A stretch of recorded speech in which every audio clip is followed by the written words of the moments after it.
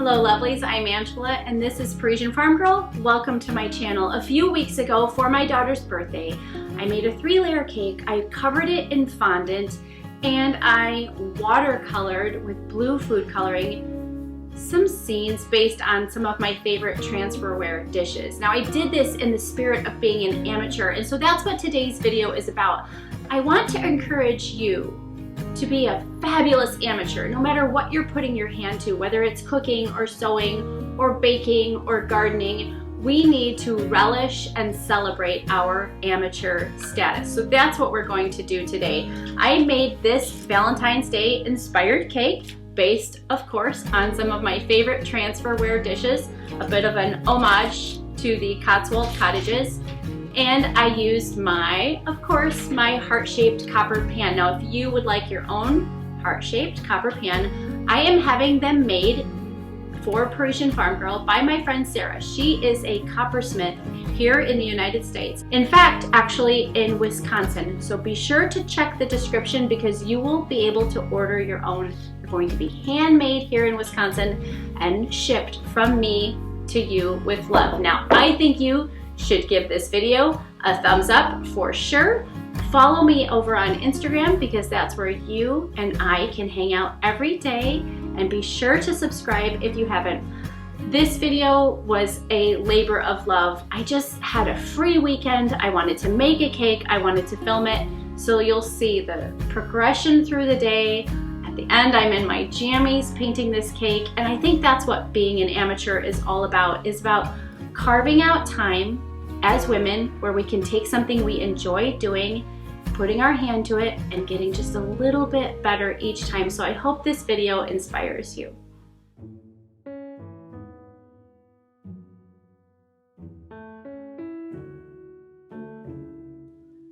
I used to live in the big city, and in high school, I worked at one of the most famous bakeries in the area.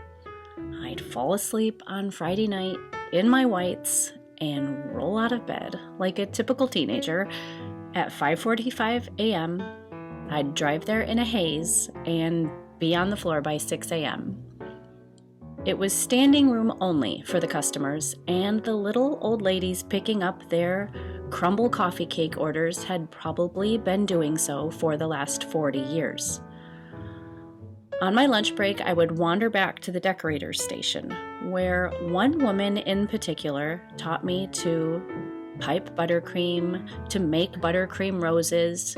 She was tattooed with rather colorful language, and I looked forward to those few minutes once a week where I could learn from a pro with so much anticipation. Come 2 in the afternoon on those Saturdays, things would finally slow down. The coffee cakes had sold out, and cake orders were the big ticket for the rest of the day. By this time, the cake bakers and decorators who had shown up for work in the dark at 2 a.m. were long gone. Their masterpieces continued to leave the building one by one. And as you can imagine, with that much volume, with so many cakes being pumped out each weekend, of course there were misread orders, typos, and the occasional unhappy customer. Blue roses that should have been pink, misspelled names written in buttercream, and the occasional dropped cake disaster.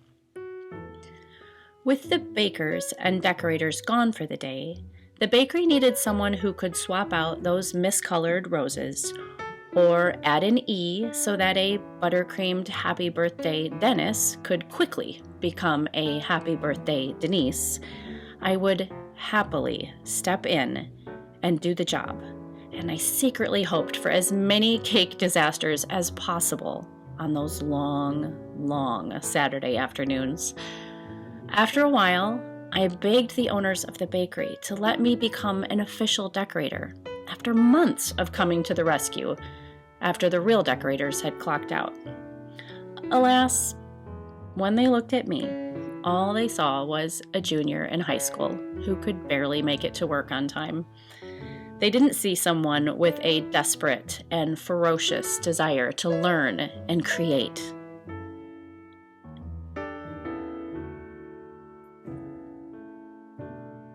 After all these years, I am still an amateur cake decorator, and I enjoy it as much as I did back then.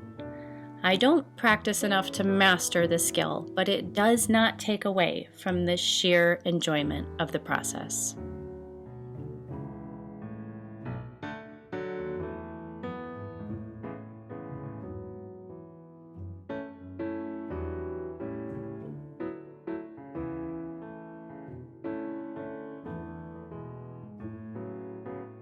I never thought about acknowledging the amateur artist until I read a book last year called Queen Victoria's Sketchbook. I didn't even realize that was appropriate to give the amateur her place in the ranks of skill. It was awakening to me to read a book entirely devoted to an amateur artist, even if she was a queen. She never became a great artist, though I think her pieces are delightful. She simply enjoyed her art and continued to express herself thus.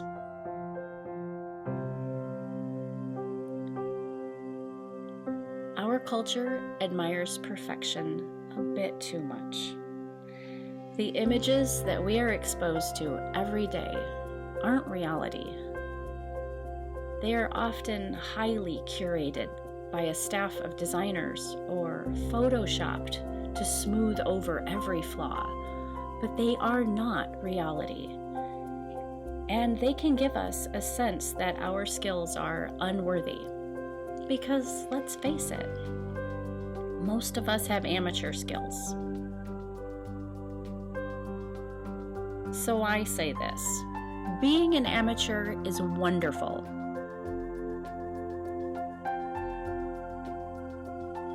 Do I rush my cakes before they've cooled off properly? I sure do.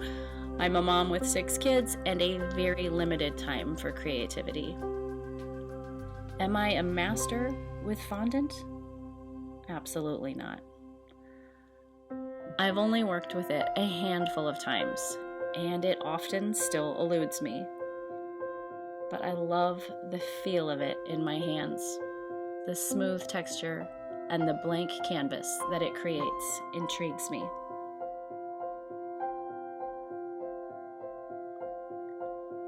Last year, I realized that you could use gel food coloring and vodka and paint on royal icing and fondant, and a whole new world opened up. My daughters and I made piles of Christmas cookies and painted them one after the other.